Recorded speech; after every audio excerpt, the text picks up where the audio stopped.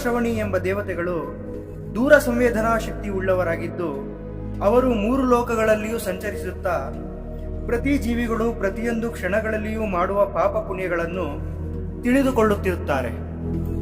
ಮಾನವರು ಮಾಡುವ ಪಾಪ ಪುಣ್ಯಗಳನ್ನು ಹಗಲಿನಲ್ಲಿ ಸೂರ್ಯ, ರಾತ್ರಿಯಲ್ಲಿ ಚಂದ್ರ, ಅಗ್ನಿ, ವಾಯು, ಭೂಮಿ, ನೀರು ಮತ್ತು ಯಮ ಇವರುಗಳು ಬಲ್ಲವರಾಗಿರುತ್ತಾರೆ.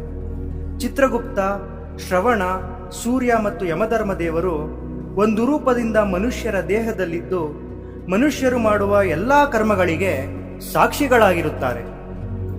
ಈ ಶ್ರವಣಿಯರಿಂದ ಮಾನವನ ಪಾಪಗಳು ನಿರ್ಧಾರವಾದ ನಂತರ ಯಮಧರ್ಮ ತನ್ನ ಕರಾಳ ಸ್ವರೂಪವನ್ನು ಪ್ರಕಟಪಡಿಸುತ್ತಾನೆ.